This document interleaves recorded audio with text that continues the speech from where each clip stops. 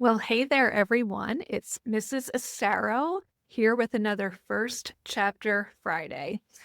As usual, I'm really excited to bring you the book that I selected for you. I chose it in honor of Women's History Month, but it could be read during Black History Month or any month because it's that good and it's that important. It is a nonfiction read, and it is called Hidden Figures by Margot Lee Shetterly. This was also a movie. I saw the movie, I loved the movie, and then I read the book. It is an incredible story of the four African American women who helped launch our nation into space. Just so that you know, this is actually a young reader's edition, which at first I told my librarian, oh, I don't want the young readers. This is for middle school. But look at this book. It's a full book and it's perfect. And I hope that everyone will take the opportunity to check it out. Let me read a little bit about it for you from the inside of the book jacket.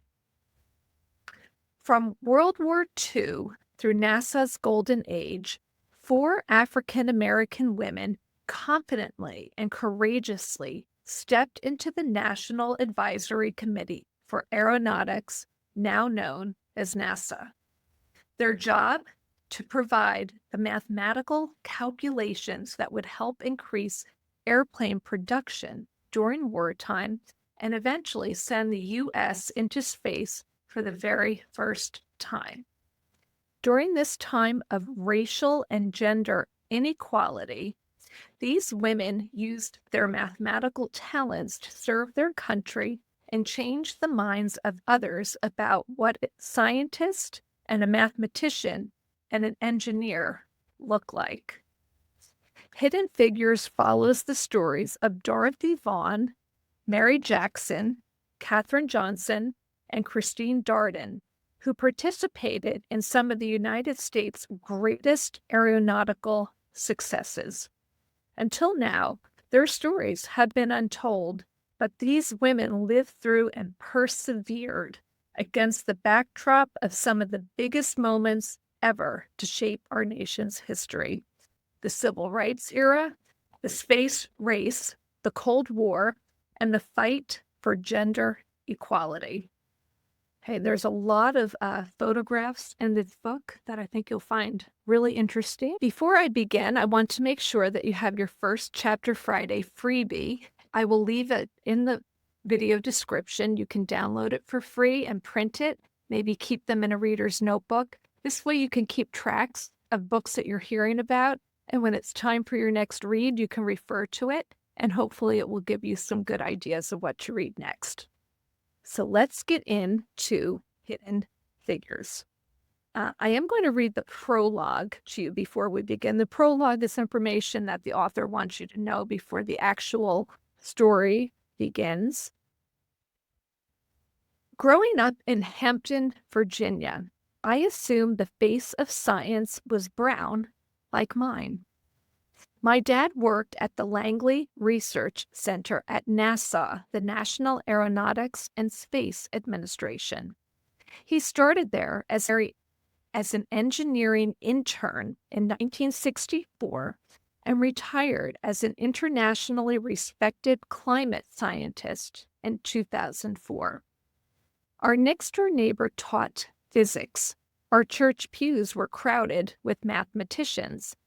I knew so many African Americans working in science, math, and engineering that I thought that's just what Black folks did. My father, who as a high school student had wanted to study electrical engineering, lived a different story.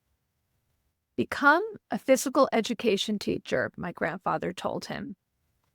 He thought my dad would have trouble finding work as an engineer. In the 1960s, most college-educated African Americans took teaching jobs or worked for the post office. As late as 1970, just 1% of all American engineers were Black, and my father was one of them. Because of my father's job, I was part of the NASA family. I grew up saving my allowance to buy tickets to ride ponies at the annual NASA Carnival and sharing my Christmas wish list with the Santa at the NASA holiday party. On Thursday nights, I sat with my family and cheered for the Stars, my dad's NBA team. That's the NASA Basketball Association.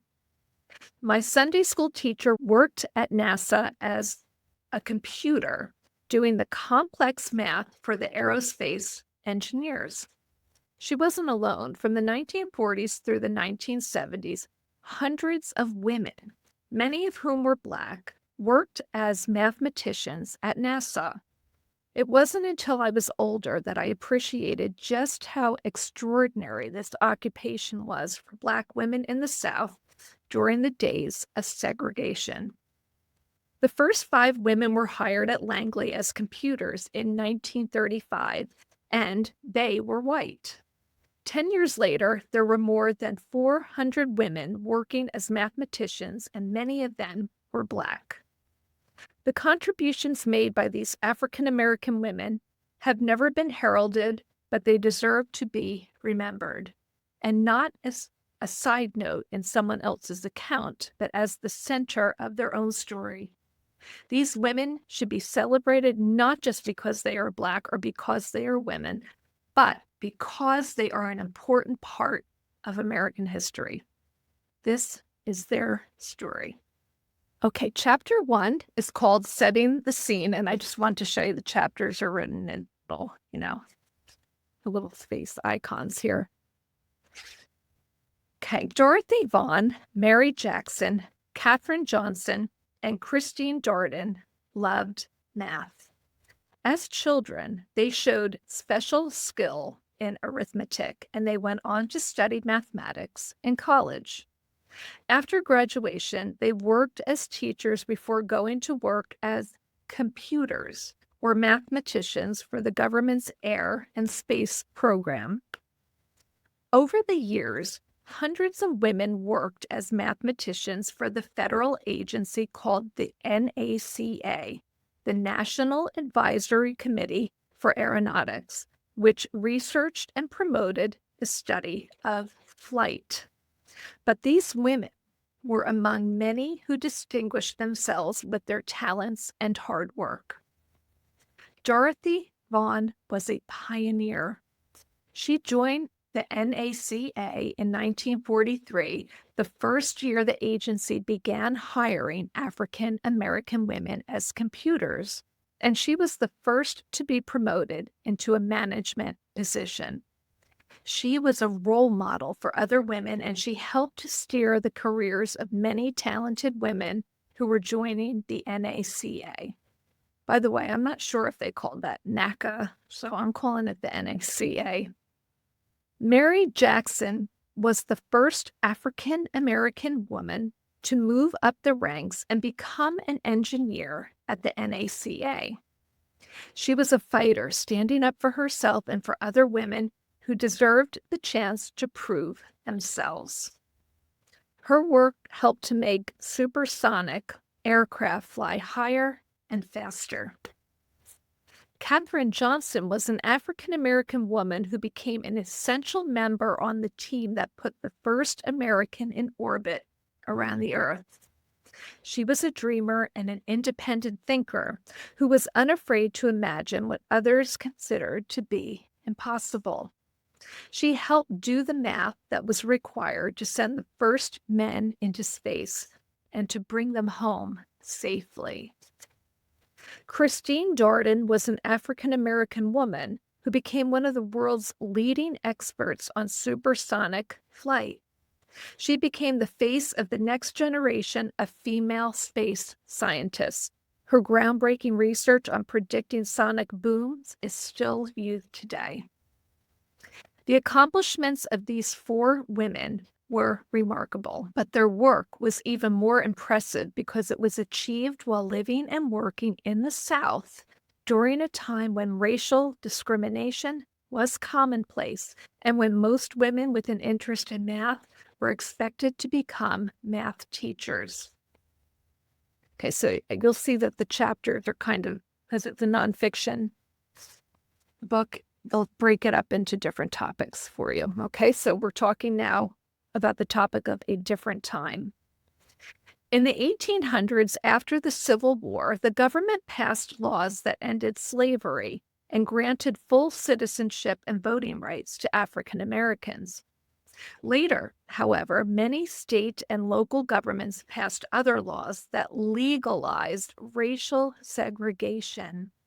These regulations, which were most common in the South, kept Black people and white people apart in many situations. So they're going to give you a list here.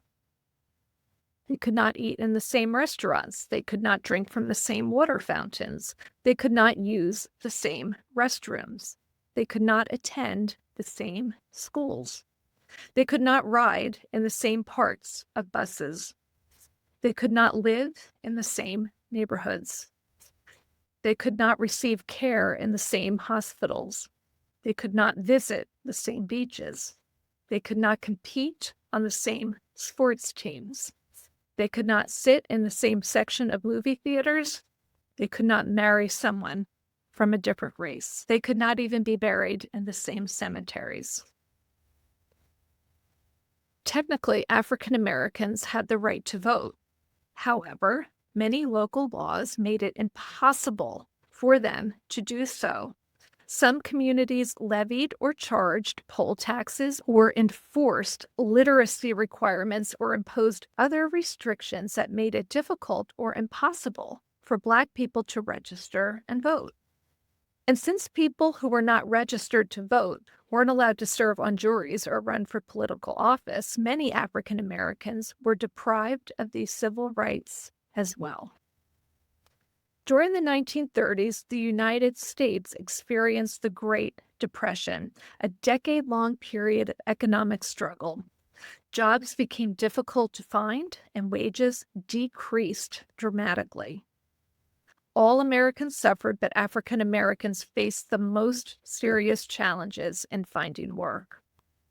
For many African Americans, World War II was an opportunity to make a better life for themselves and their families. Black men enlisted in the Army in large numbers. Even though they served in separate Black infantry regiments, usually overseen by white officers, they believed that their loyalty and patriotism would help Blacks to earn rights that white citizens had. Women also enlisted in the Army, where they were called WACs, W-A-C, for Women's Army Corps, and they served in all-female units in the Navy, too.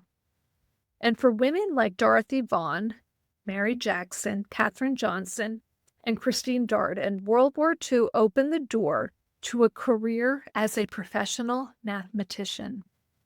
Each of them found their way to the Langley Laboratory, where they met one another and women like them, smart, brave, confident, and good at math. The war was changing the world, and it would change their lives as well. So I will tell you, this story gets very involved, and it goes into a lot of detail, but not too much detail. I highly, highly recommend it to you especially if you're looking for a good nonfiction read. It moves along very quickly. It gives just enough detail. And it would also be really fun to watch the movie of it when you're finished. So I hope you enjoyed this week's selection. Be sure to tune back in next week, where I'll be sharing some more of my favorite March reads, and a couple of them will focus on women's history. Until then, happy reading, and I'll see you next Friday.